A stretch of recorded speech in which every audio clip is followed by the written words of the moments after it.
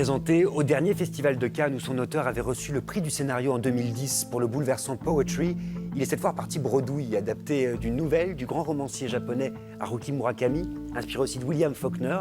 Ce film prend le pouls de notre monde globalisé à travers l'histoire d'amour d'une jeune femme et de deux hommes.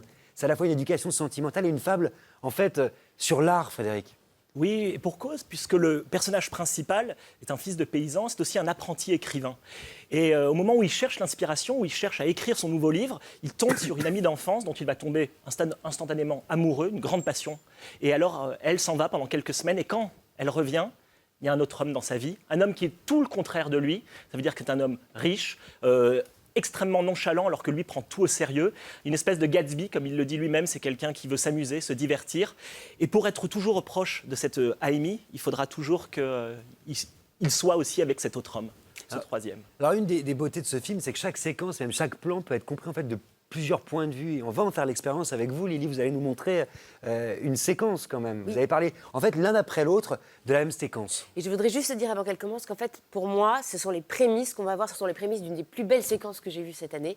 Et c'est vraiment une sorte d'écho complètement érotique au retour de Nina dans La Mouette de Tchekhov avec l'envol de l'oiseau. C'est absolument magnifique. Donc, je vous propose de voir des images.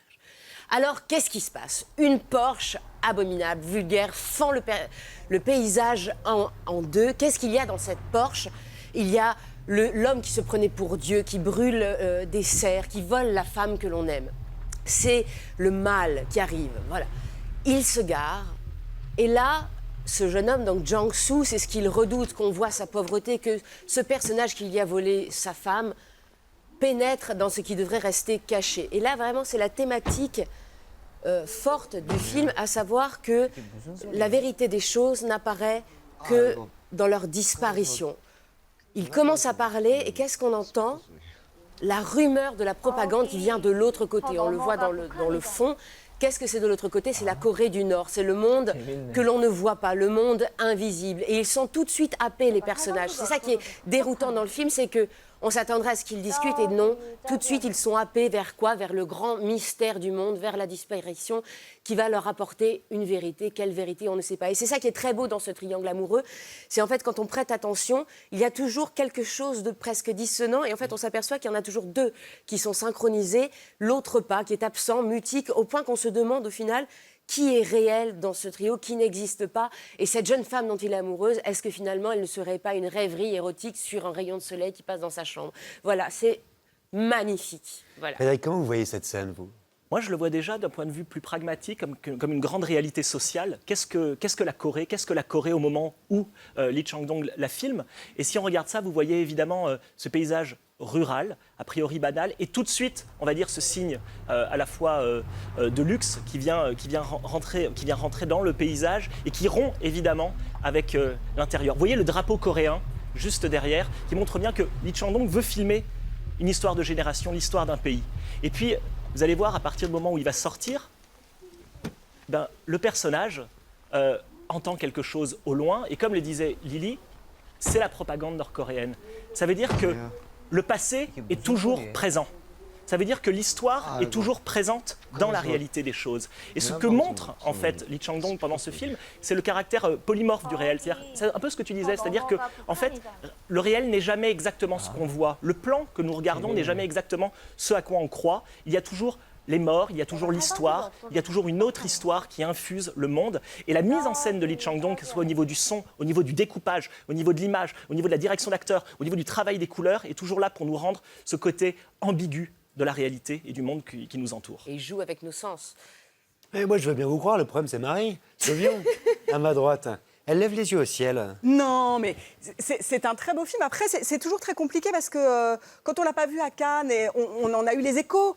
Ah, c'était la Palme d'Or oubliée, il n'a rien eu, c'est un scandale, c'est un chef-d'œuvre. Les copains se roulent dans le sable à Cannes, se frappent les yeux. On se calme. Ou alors vos amis sont très bizarres. Je vous confirme que mes amis sont très bizarres. Et donc, du coup, voilà, moi, je découvre le film quelques mois après, en salle.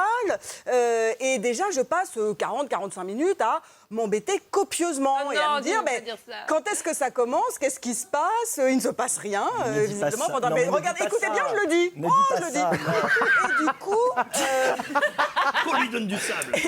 Et je me dis qu'effectivement, en fait, c'est un film assez passionnant in fine, c'est-à-dire qu'on sent sa patience récompensée à la fin. Il fait 2h30 dans mon souvenir. Voilà, il ferait une demi-heure de moins, personne ne meurt, on est d'accord, les enfants. Vous êtes voilà et par ailleurs, effectivement, ce qui devient très intéressant quand on en sort, alors j'entendais des gens dire « moi j'ai rien compris », etc. Ça n'a aucune importance parce que chacun va avoir sa lecture du film, chacun va avoir compris. C'est quand même un thriller sans tension. Ça, on va peut-être y revenir. Cette idée d'enlever toute tension du thriller dans Il reste, quand on lève la tension, il reste ce flottement. Il reste ce flottement qui est assez extraordinaire et qui est très voluptueux. Parce qu'en fait, le film commence d'une manière très claire. Ça raconte bien quelque chose. Ça raconte ses retrouvailles, cette histoire d'amour et tout ça. Et on croit qu'on va... Et après, on se dit, ça va être un ménage à trois. Un peu imposé, un peu Jules et Jim, avec Jules qui n'a pas envie de voir Jim. Bon, mais si tu veux voir la fille, la soupe à la grimace. Et finalement, c'est encore pas ça. C'est encore pas ça. Et c'est une histoire de petit chat qui vient, tu vois, nourrit donc mon chat. Parce que quand elle s'en va en Afrique, elle dit, le service que je voudrais que tu me rendes, c'est que tu viennes nourrir mon chat. Et en fait, le chat, il ne le voit jamais. Est-ce qu'il existe vraiment, ce chat ? Et à partir de là, on commence à voir, alors qu'on était parti sur une chronique amoureuse de la jeunesse, etc., on commence à voir la réalité qui se délite. Et à partir de là, ça fait un appel d'air. Et c'est toute la Corée qui arrive. Parce que c'est vrai que c'est un film sur la Corée. C'est un film sur la colère. Ouais. C'est la colère de la jeune Corée qui est là. Et apparemment, tout va bien et tout va mal. Et comme on ne sait pas contre qui crier. Mais c'est ça qui est passionnant parce que justement, c'est un film sur la dualité. Tu disais Burning, pourquoi ça s'appelle Burning, pourquoi ça brûle alors? J'ai jamais dit ça. C'est pas grave. Tu l'avais dit très fort. J'ai dit ça dans tes rêves. Bon, alors après, si vous pouviez dire les choses que vous pensiez pour qu'on suive, en fait. Il y a effectivement une volute, quelque chose de sensuel, mais il y a effectivement une brûlure lente ou une brûlure froide du film qui est faite par un truc qui est admirable. C'est la capacité à créer des oppositions dans le film. Entre ces deux hommes, entre les deux Corées, entre d'abord ce drame romanesque auquel tu es fort peu sensible et ce thriller avorté. Tout le film fonctionne comme ça de manière gigogne et avec une précision, je trouve, et quelque chose d'absolument diabolique qui le rend totalement vertigineux. Et jusqu'à l'intérieur des plans, où vous-même vous soulignez justement que cohabiter deux sens très différents, c'est vraiment, à mon sens, la force du film.